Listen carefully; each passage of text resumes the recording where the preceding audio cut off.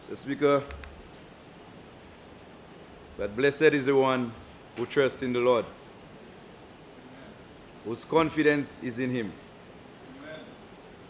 They will be like a tree planted by the water that sends out its roots by the stream. It does not fear when heat comes. Its leaves are always green. It has no worries in a year of drought and never fails to bear fruit. Jeremiah 17:7-8. Mr. Speaker, when I first stood before the people of Micoud North as a candidate, I did so with hope in my heart and purpose in my stride. But just a few months later, in February 2021, that stride was forever altered. A life-threatening motorcycle accident cost me my right leg, and in a moment, everything I had known changed. But you know what did not change, Mr. Speaker? My will to serve. You know what did not change? You know what did not break? My trust in God and my belief in the power of community, unity, and purpose. Like the tree planted by the stream in the book of Jeremiah, my namesake. Though I was struck by heat and storm, my roots ran deep, nourished by faith, strengthened by my people, and grounded in the cause that brought me here. I did not wither. I stood, and today I stand not only with a prosthetic limb, but with a renewed vision, greater empathy, and a deepened commitment to justice and inclusion. My journey is not just my own. It is the story of resilience. It is a story of hope, of how much stronger we are when we stand together. And that is why the theme that guides my presentation today is simple but powerful: stronger together. Today I rise not to speak just for myself, but for every citizen who has faced adversity and who have chosen faith over fear. I rise to present a vision rooted in three key pillars: the relentless fight against crime, the elevation and empowerment of people with disabilities, and the holistic development of the people of Micoud North. Mr. Speaker, I want to express my immense gratitude to the men, women, and children of Micoud North for their unwavering support and outpouring of love throughout the years that I've had the privilege of representing them. And it is this steadfast support that fuels my commitment. It is this steadfast support that fuels my commitment, and it is our shared vision of making Micoud North, and I've said it on numerous occasions, the envy of all constituencies, and even Castries Central. That drives me, Mr. Speaker. It is that passion that drives me to give my best each and every day. Micoud c'est ça nous, and we are definitely stronger together. And we will continue to overcome every hurdle and build the Micoud that we dream about. I want to give my unequivocal support to the estimates of revenue and expenditure for the fiscal year 2025-2026, as presented by the maestro himself, the member for Castries East, the Honorable Philippe Joseph Pierre. And I think it's important I start buttering his feet very early in the presentation, because I know a little lower he's going to be in a good mood, and hopefully then the wish list that he spoke about, I can brandish it here today. I believe everyone here today, Mr. Speaker, and even those listening, would agree that these estimates can be summarized in three simple but powerful words: putting people first. This has become the hallmark of the member for Castries East.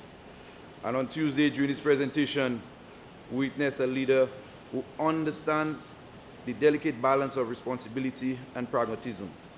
We saw a forward-thinking and visionary leader one who recognizes that by creating an enabling environment for our people to thrive, we empower them to help navigate the uncertainty and volatility of the global landscape.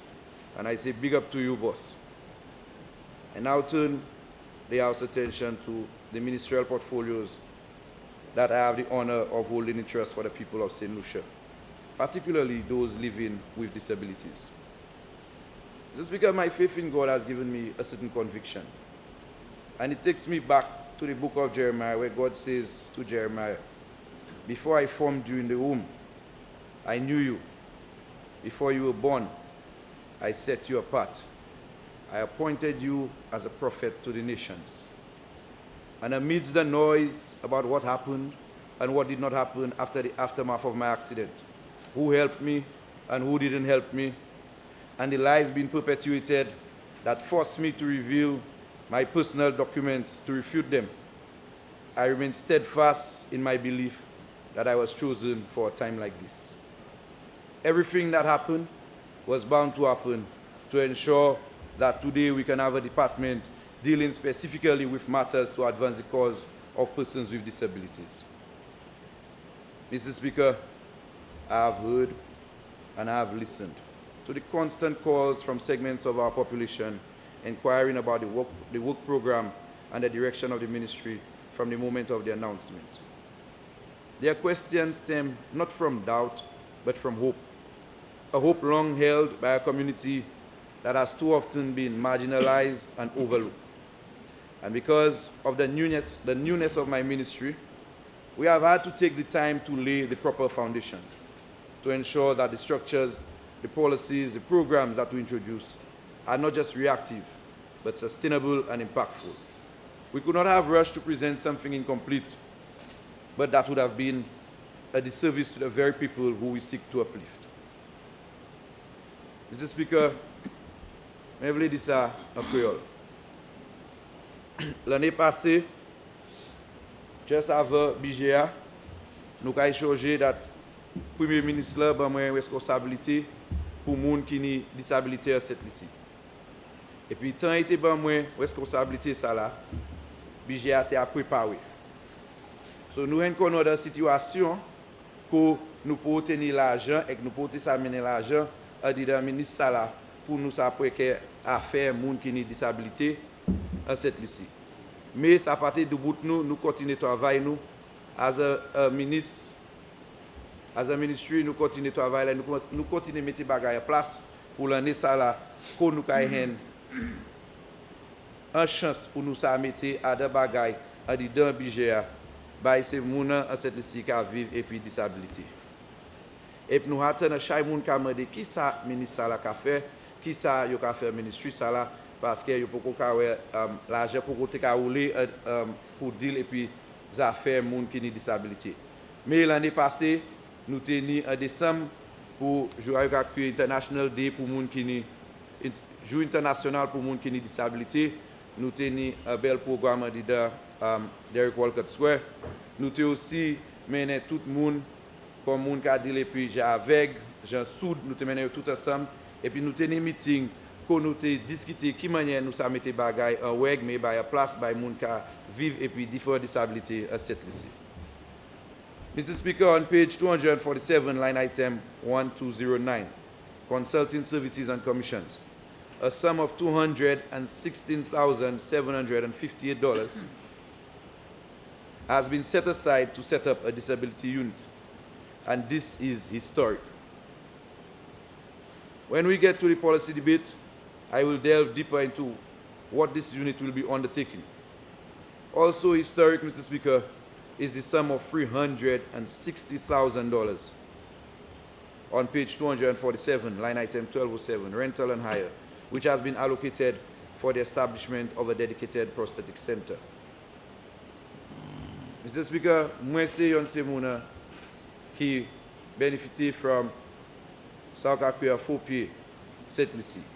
Et puis là dans chaque gens cette lycée qui brisé un faux pied, yo brisé en la main et puis délai yo pas l'argent pour s'acheter et ben délai à présent agency qui ni responsabilité pour les National Council pour monde qui ont disabilité de là yo pas ça faire pied bay c'est moun ça.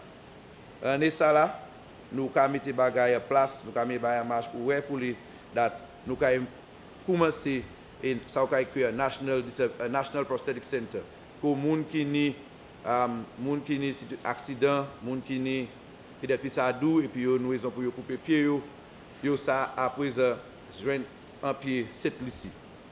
Et puis nous ka try meilleure manière that moun ka ça afford et bien ka ça acheter ces pieds et bien la meilleure et bien n'importe prosthétique that yo ka besoin. Mr. Speaker, I have listened intently to some public commentary surrounding the debate or surrounding the Department of Crime Prevention. And at times, I've had to deal with serious criticisms. Individuals who have become Facebook journalists have leveraged serious criticisms at the department. Crime prevention is not just about enforcement. It is about addressing the root causes of crime and violence. And that is a mission that the ministry takes seriously. I think generally, there is a misconception surrounding the mandate of the department in relation to crime prevention. And although today is not the day to provide an in-depth analysis of the role of the ministry in this regard, I think I should take a minute to clear a common misconception. A misconception which is oftentimes peddled by opposition members and their associates. The Department of Crime Prevention is not responsible for the police. That responsibility lies with the Ministry of National Security, for whom the Prime Minister has responsibility. And this is a responsibility that he has shown that he is taking very serious. The role of the department is to help develop effective crime prevention strategies and to serve as an overall coordinating unit for crime prevention. We are supposed to work closely with other ministries involved with various components of crime prevention, like education and equity. We also work hand in glove with the Ministry of National Security. Mr. Speaker, I hope that the parliamentary opposition is also taking copious notes about what this government is doing, as opposed to utilizing crime to score partisan points, which is an affront to the hard-working members of the police and all who work to make this country safer. Mr. Speaker, I would humbly advise that the opposition set aside the theatrics and take a more constructive approach. After all, God forbid, should the people ever make the unfortunate mistake of entrusting them with leadership, which I can say with the utmost confidence, I know that the people of St. Lucia will not make this mistake.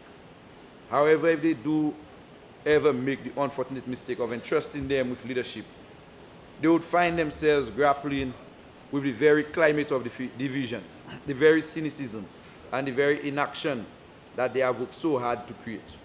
And Mr. Speaker, crime is not a challenge that waits for political convenience. It demands leadership, not obstruction. Having said that, I am happy that this year's estimates reflect an allocation under the line item consulting services on page 247 for a research officer under the crime prevention unit.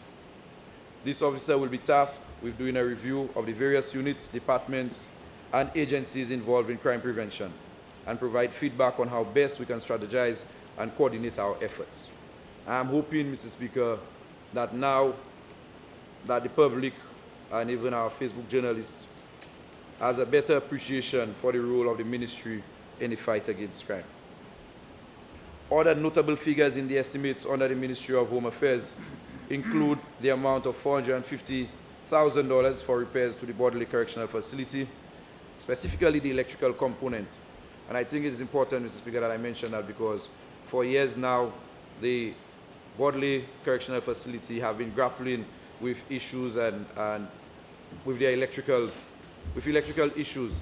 And we've had instances where individuals have gotten a shock here and there. And this year, we are putting in the monies, and this problem is not one that started in July 2021, Mr. Speaker. It's a long outstanding problem, so I'm happy that there is a line item that deals specifically with the repairs to the electrical works at the Border Correctional Facility.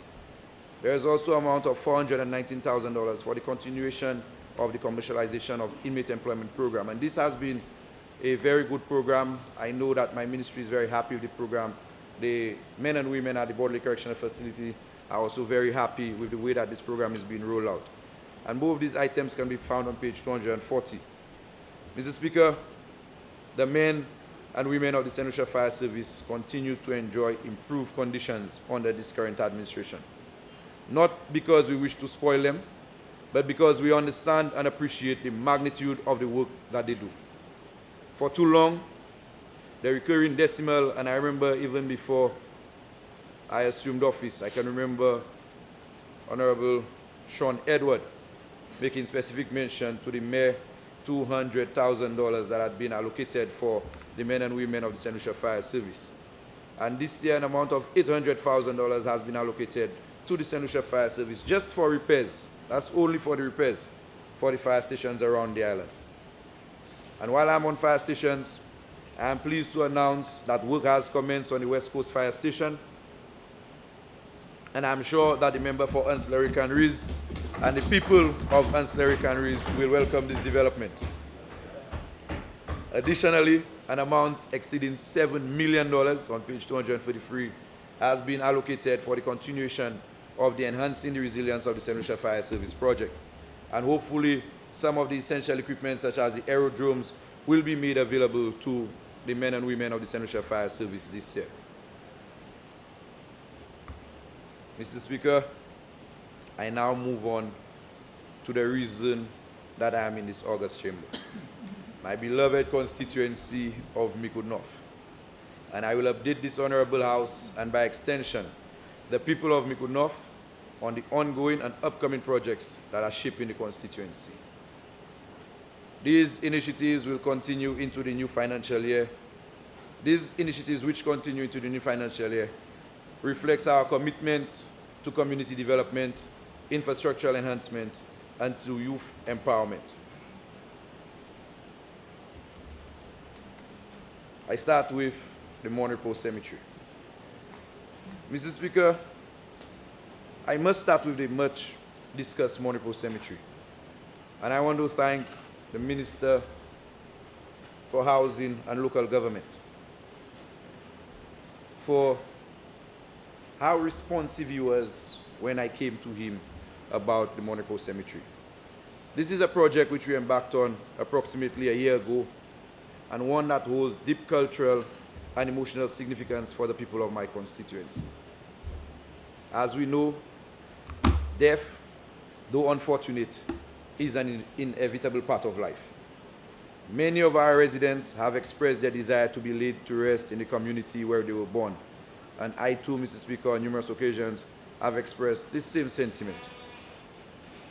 Last Sunday, we had our first burial at the cemetery, laying to rest our dear friend and comrade, Mr. James Peter. And Mr. Speaker, it is regrettable that some chose to politicize the passing rather than offer condolences to his family. Mr. Speaker, you will have enough time to save what you want to save. Don't worry. Mr. Speaker, this cemetery, since 2016, had met its capacity. And you go to funerals in Montreal and you hate every day. And when I attend funerals, Mr. Speaker, on est pour nous chebou pour chou pas casser. Là, quand on vient d'où comme ça, chairman, les moi moi pas vle tirer moi deriso, moi pas vle tirer moi, yo pas vle aller deriso, yo pas vle aller fort, yo vle tirer colon pour yo tirer, mopo. And Mr. Speaker, I did not waste any time. I went to the minister with responsibility for local government, and I expressed to him the sentiments of my people. And within short order, the lands were acquired for the Montreal Cemetery. Within short order, we had a groundbreaking ceremony and the works commenced at the Monipo Cemetery. I am pleased to report that several internal roads have been constructed. The perimeter wall at the Monipo Cemetery is complete. 30 tombs have already been built with another 20 nearing completion. And most of the works undertaken by the residents of Micoud North, ensuring economic benefits stayed within the community. However, there is still more to be done before we officially declare the cemetery open. I note that under Head 48, Department of Housing and Local Government, line item 0422, cemetery expansion, $3 million has been allocated.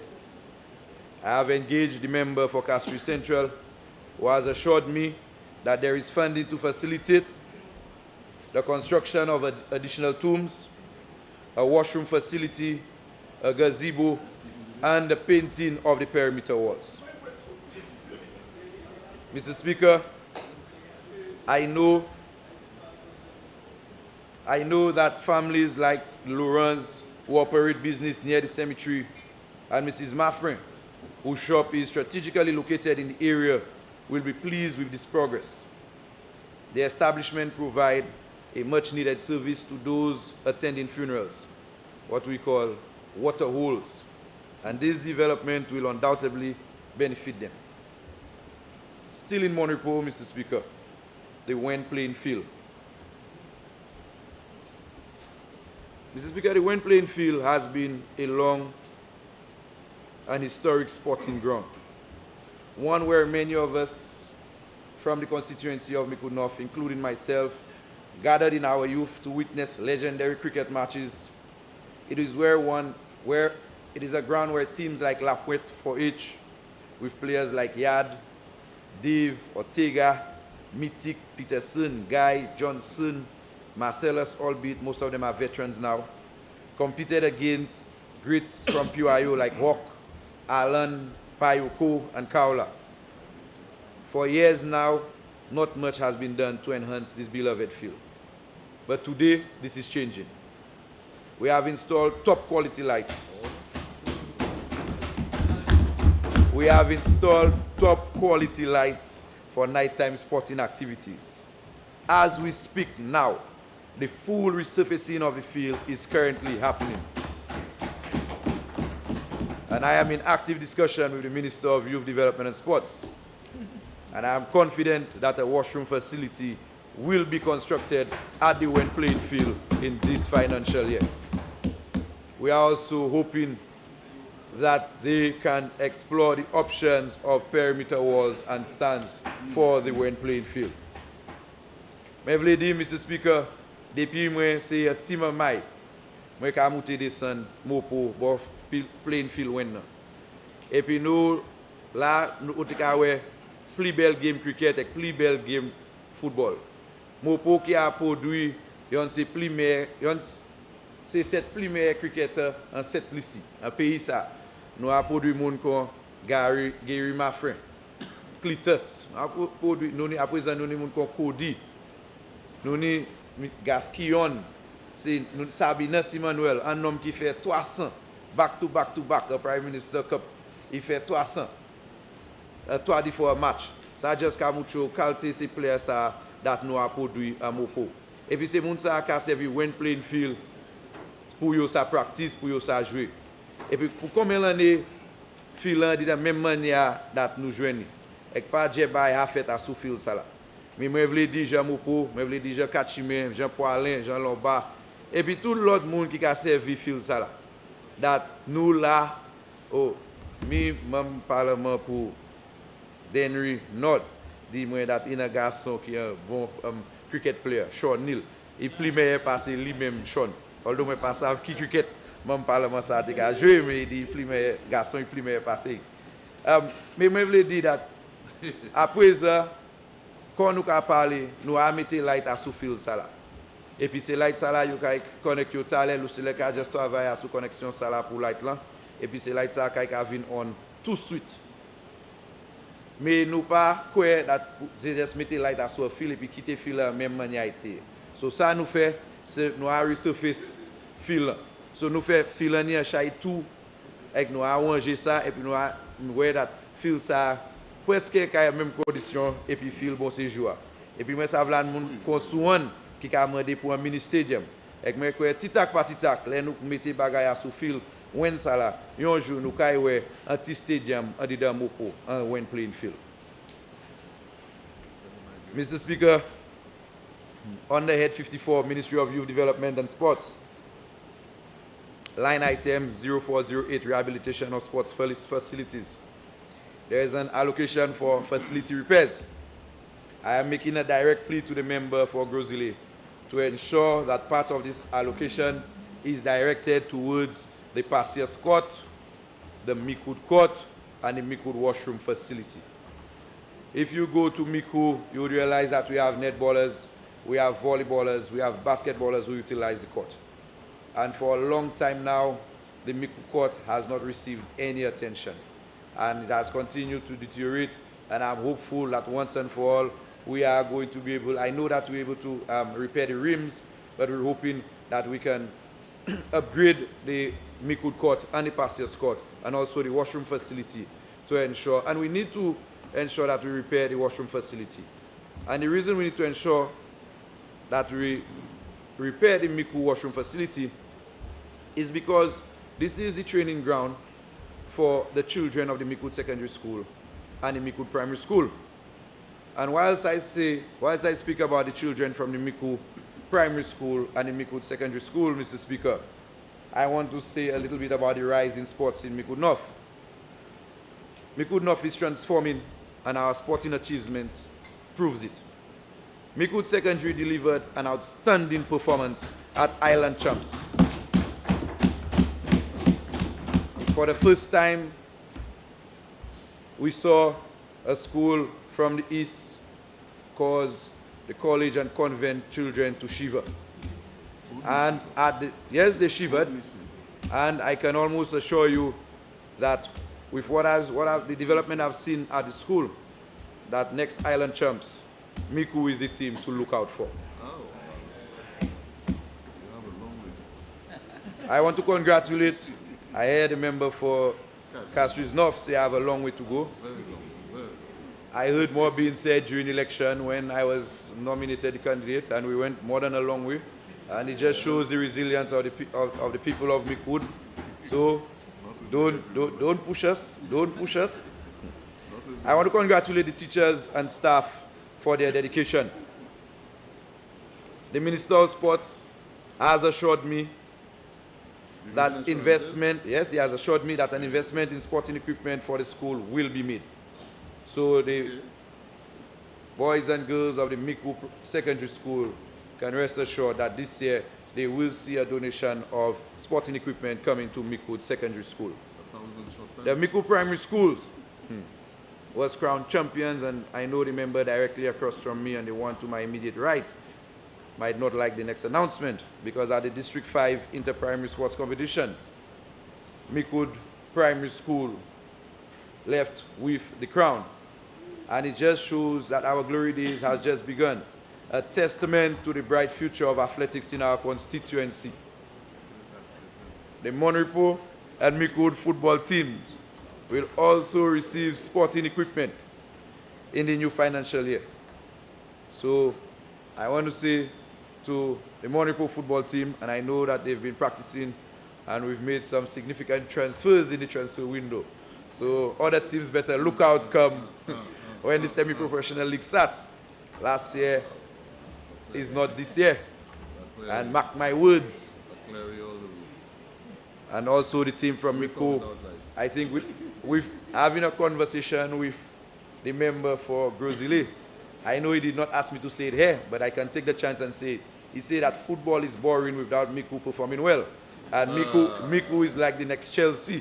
So I'm happy that Miku is going to be getting some sporting equipment. The Miku team is also going to be getting some equipment to help with sporting development in Mikud North. You're saying that to everybody, man. Mr. Speaker, I want to think that the member for Castries North is saying a falsehood by saying that the member for Grozile is saying that football is boring without every one of their teams involved. He told you so too. Mr. Speaker, I'm extremely excited about the direction in which sports is heading in Miko North. And the investment in our fields, in our courts, in our young athletes is really laying the foundation for greater opportunities, stronger communities, and a brighter future for our constituency. I look forward to seeing all these projects unfold and to working with my constituents and to continue this progress. Mr. Speaker, I now move on to the past year's water supply improvement project. One of the most significant undertakings in my constituency is the past year's water supply improvement project, which is now officially underway. This project is not just about infrastructure. It is about restoring a certain level of dignity and ensuring a basic human right for the residents of La Puette, Pasias, Marguerite, Monrepo, Prale, Mamikou, Laho, and Lomba.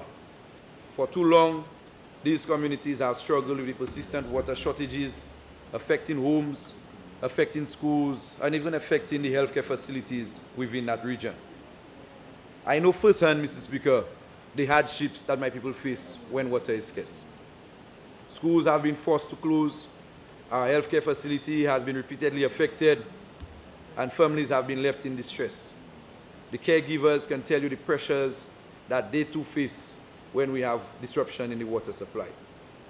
This issue did not begin yesterday, nor did it begin in 2021. But I'm proud to say that we are finally addressing it with real action. The completion of this project will bring much needed relief to every man, every woman, and every child in the affected areas. And this is the kind of development that directly improves lives, and I'm eager to see it through to completion. Je voulais dire ça en créole. Mr. Speaker, nous dans une situation à commune Poilin, Mamikou, Kachime, Grass Street, Marguerite, Escape, Lombard, La Haut, que nous toujours ni un problème pour la panique l'eau. Et puis le problème ça là, c'est parce que le système là qui a servi à présent, c'est un système qui dépend à sous gravité. Et puis côté a yo ka pris catchment plant là, et puis côté a yo ni pour point l'eau sous là, machine passe à drive pour arriver côté ça là. Et puis là on pack machine nous, on pour marcher après champ des de temps pour arriver côté ça là. So il a mettre moun, il a mettre ces travailleurs à quoi ba high pressure les la panique l'eau. Si côté ça là ba oui, si sous là ba oui, il a mettre moun ba high pressure pour aider ba oui. Et puis ça a fait moun en dit dans vision ça espère chaitan les la panique l'eau. Et puis situation ça a affecté toute l'école. Nous ni l'année là c'est l'école pour fermer parce que y a panique l'eau. Un health center les l'eau tank là fini parce que l'année jour nous aller 10 jours, délai 12 jours, délai presque 15 jours sans l'eau. Et puis même si on a tank et même si nous encourager moun pour venir tank. L'eau tank obligé fini en 15 jours, si on est pour bien, si on est pour boire l'eau. Et puis l'eau tank là qui fini plus vite si on servir dans l'école qu'on est plus maman ka aller ka servir plus vite là, yo ne pour boire l'eau, yo pour laver fidja yo. So ça ka met un high pressure sur nous en commune. Mais je veux dire that gouvernement a mis des bagages en place et puis travail a commencé pour nous changer le système ça là. Et puis quand yo ka met un pompe so côté yo ka ça yo ka parer l'eau ça, yo ka une pompe là, so ka ça ouvert pompe là. Ça ka fait c'est ça ka reduce à sous mise temps et ka point pour nous joindre l'eau et puis nous pas ka pour espérer autant jours encore pour nous ça joindre l'eau. Et puis en dedans projet ça là yo ka aussi musique l'eau ça là nous ça chébé. So nous ka à présent nous chaque développement qu'a fait en commune en Wen nous chaque kay qu'a fait là et puis gloire système là nous ni là et en haut 50 l'année. Et puis parce que et en haut 50 l'année nous avons chaque développement fait en 50 l'année ça là et puis gloire pas assez now pour ça pour tout le monde ça joindre l'eau à de manière qui bénéficier tout le monde. So ça nous kay fait projet ça kay ouais pour les dates nous kay ça capacité nous pour tirer l'eau kay chaque pli nous kay ça ni chaque pli l'eau et puis monde pas kay ni autant problème pour l'eau encore moko. Mr. Speaker, I then move on to the past year's preschool, a much anticipated opening. Another project that has generated considerable discussion in my constituency is the past year's preschool. Day in and day out, I receive messages from concerned parents, Ms. Alifa Descat, Ms. Verlin Shalmine, Warren, Vernon, and Nissa, all eager for updates. And I appreciate their persistence because I know how important this facility is for their children's future. I am pleased to report that the interior of the school is at least 95% complete, with only a few finishing touches remaining.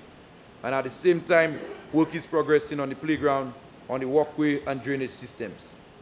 The Minister of Education has assured me that the furniture has been procured and that the staff have been engaged.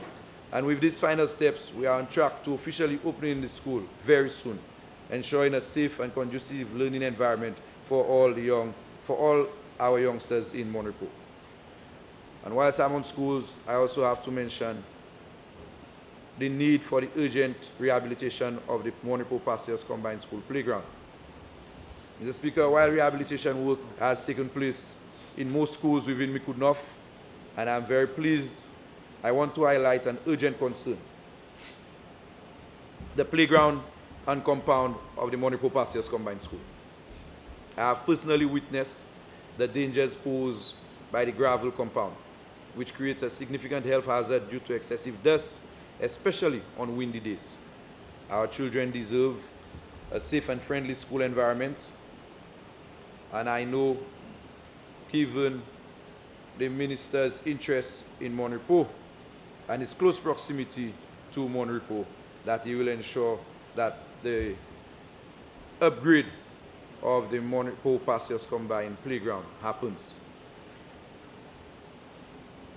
And this is a very necessary investment in order to ensure the well-being and safety of our students. Mr. Speaker, the constituency of Micoud North is unique in many ways, particularly because it has two fishing communities in close proximity, Prale and Micoud. And fishing is not a hobby, but rather a way of life in these communities. And as their representative, I remain committed to ensuring that our fishers have the necessary infrastructure to support and sustain their livelihoods. I am very sure that everyone in this honorable house remembers the story of the Micoud Jetty, a project that has left an indelible mark in our history.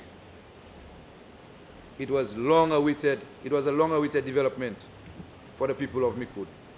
And when we built that jetty, we made sure to include a washroom facility to cater to the needs of the fishers. Yet, when this facility was officially opened, I know you remember the opposition sought to trivialize our efforts, reducing our contribution to merely opening a toilet. That, Mr. Speaker, speaks volumes about how they view the people of Micoud North. And I don't want the fishers and the people of Micoud North to ever forget what the opposition thinks of the people of Micoud North. Let us not forget, Mr. Speaker, that when others turn their backs on them, when others turn their backs on the opposition, the people of Micoud North remain steadfast in their support for the opposition. But we must also recognize that the opposition we see today is not the same as before. Some have even gone as far as christening them to the new WP. So they're no longer the UWP, it's the new WP. But I raised the issue of the Micoud Jetty and the washroom facility to emphasize a greater vision. A vision to one day have a modern fishing complex. A modern fishing complex in Micoud, complete with the necessary amenities to support and enhance the fishing industry. And I listened to the member for Dennery South in his presentation, and I heard him speak about so many initiatives happening at the Dennery Daito. And it is my hope, my aspiration, that one day we can either match what is happening in Dennery or surpass it. And I know that the fishermen of Micoud North deserve nothing less. And as a step towards this, we have already signed off on the construction of a building to house, as you would have heard the minister say, a brand new ice machine for the fishermen of Micoud. So, Speaker, I've seen firsthand fishermen having to struggle because sometimes the time they return from plying their trade, they need ice to store the fish. And nowhere, or not within close proximity in Miku, can you access ice. So I know that the fishermen will welcome the addition of an ice machine to what we intend to make a fishing complex at the Miku Bay.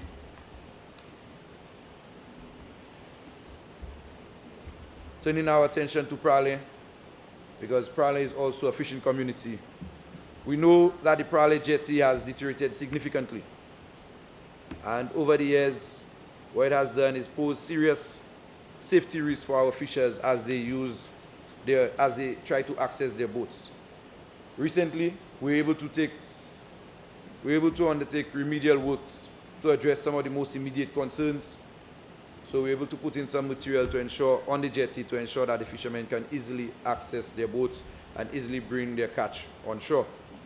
However, I am pleased to report that the Minister, and I heard him mention, for Fisheries has given me his word that the complete rehabilitation of the Prale jetty is scheduled for this financial year. And I know that Samson and O'Brien and Rice and Brain and all the other fishermen, Mr. Vitalis Kimran, who utilize this area, would really welcome the complete rehabilitation of the Prale jetty. And I have noted that on page 299, line item 0378, there is an allocation of $1 million. I cannot tell you how much to use for Prale, but I'm hoping that a fair share is set aside for the repair of the fisheries facility as well. Mr. Speaker, these projects are not just about infrastructure. They are about investing in the people of Miku North, ensuring that their livelihoods are protected and enhanced. My commitment to my constituents remains unwavering, and I will continue to work towards the development and prosperity of our fishing communities. I want to now go into the health sector developments which has happened in my constituency. And I must start off by commending the Minister of Health and his ministry for their continued support and their responsiveness to the healthcare needs of my constituency. Miku North, with its two major fishing communities, is also home to two wellness centers, one in Monrepo and one in Mikud. And unfortunately, Mr. Speaker, despite the Miku facility being relatively new, it has faced significant operational challenges due to issues with tiling and air quality. And at times, these challenges have severely disrupted services.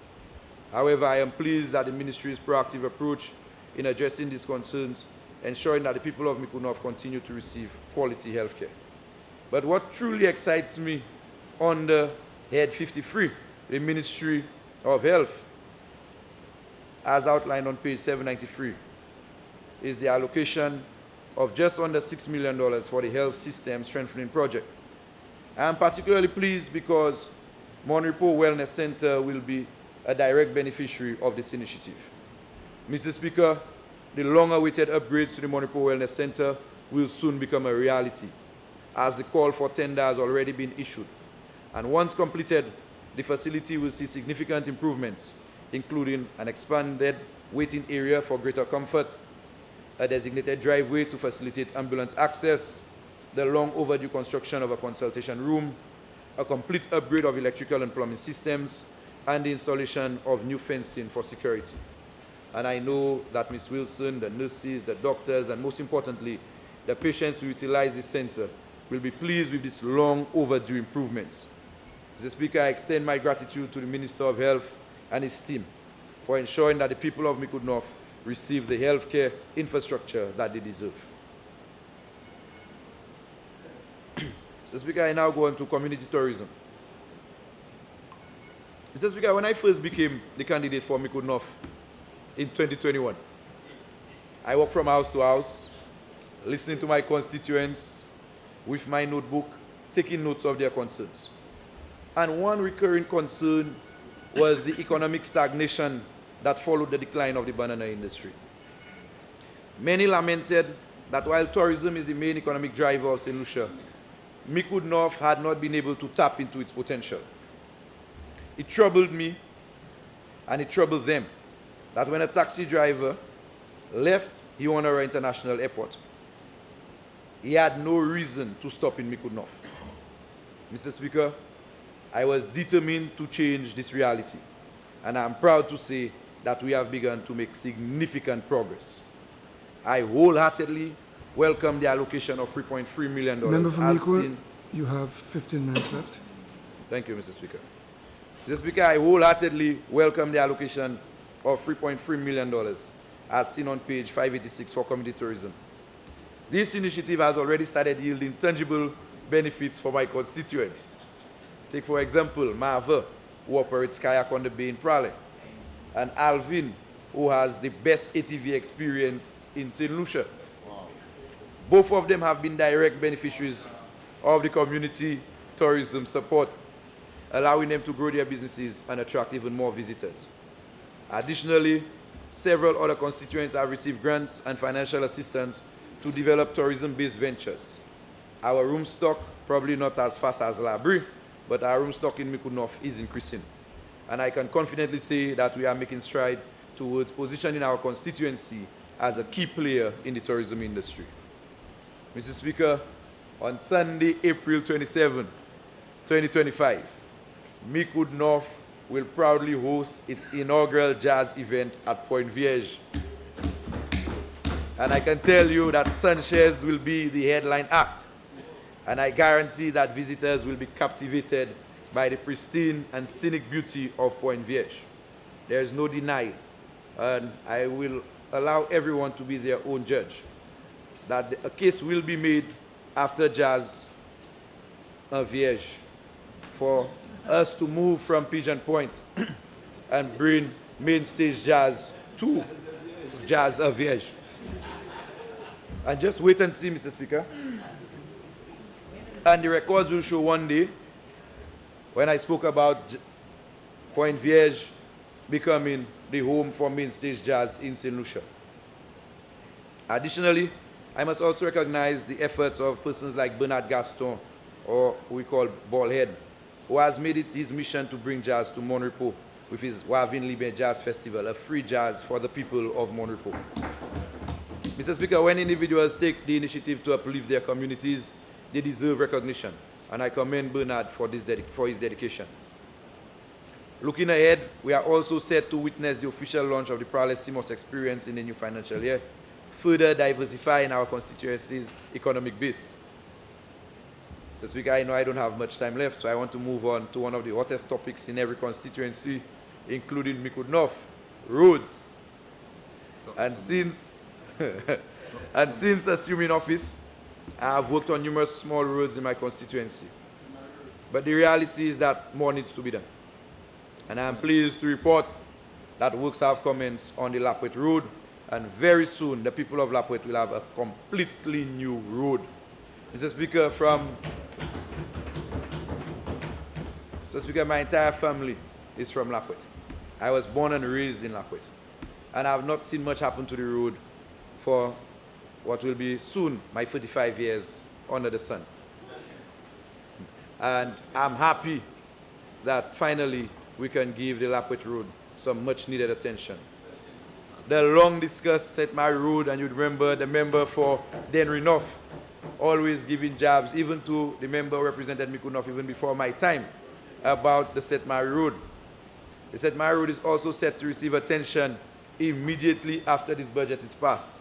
In fact, if you turn to page 390 of the estimates, you will see an allocation of $1.2 million to begin work on this critical roadway, just to start the works on that critical roadway. Additionally, we will be undertaking works on the Volet Road in Mikud and parts of the Maho Road. And beyond these major projects, beyond these major roads, Mr. Speaker, I'm hoping to catch the Prime Minister's attention. I have formally requested from the Prime Minister support for some additional smaller roads, including the road in New Extension, the completion of the Charterhouse Road, the road under the breadfruit tree in Prale, the road near Bertie and Bibi in Prale, the road by Mr. Malze in Mon Repos, the Nice View Road in Lapwet, among others. Now, while the Prime Minister did not say yes directly, he did tell me He did tell me, comrade, you will be fine. So, Mr. Speaker, I took that to mean that the people in these areas will be fine in this financial year. The truth is we are making significant progress in road rehabilitation across Micoud North, and I'm really excited about that. Through the Constituency Development Program, we continue to invest in drainage works, footpaths, and other essential infrastructure. In Mayette, if you were to go behind Mr. Sado's gas station now, you will see ongoing drainage works. In Over the Bridge, just on the weekend, we completed a brand new footpath in New Village. Ask Ms. Dofer, and she will tell you she can now come outside easier. She can easily come from her house and come by the road on a wheelchair because we just created proper access for her. In La Puette, on the base, we are constructing a footpath to ensure Angel, her mother, and other residents in that area can access their homes. In Monrepo, we have built a bypass road in front of Square Deal. Mr. Speaker, and the list goes on and on and on. I have spent a great deal of time highlighting tangible projects in Micoud North, and I'm proud of the progress we are making. But just as important as infrastructure are the programs and policies of this government that continue to uplift the people of Micoud North. The one university graduate per household. Last year, I was extremely pleased to see the number of young people from my constituency who benefited from this program. The MSME loan grant facility. Many of my constituents have secured financing to grow their businesses through this program. The Youth Economy Agency. Almost every day, someone from Micoud North calls me to tell me that they have received a grant from this agency. And these are just a few examples of how this government is investing in the people of Micoud North. Mr. Speaker, in closing, I wish to express my gratitude to the Prime Minister for his leadership and continued support, to the people of Micoud North for their unwavering trust and confidence, and to the staff of my ministry for their hard work and dedication. Now, Mr. Speaker, I know that the Norbert name is attractive, and some believe that if you find someone with a biblical first name and a Norbert surname, it will boost your chances at the poll. But I will say this. Jeremiah 29:11 reminds us, I know the plans I have for you, declares the Lord. Plans to prosper you and not to harm you. Plans to give you hope and a future. And I will share this future with the people of Micoud North. I will prosper with the people of Micoud North. I will remain hopeful with the people of Micoud North. Because the only N for Micoud North is JN. Thank you very much, Mr. Speaker.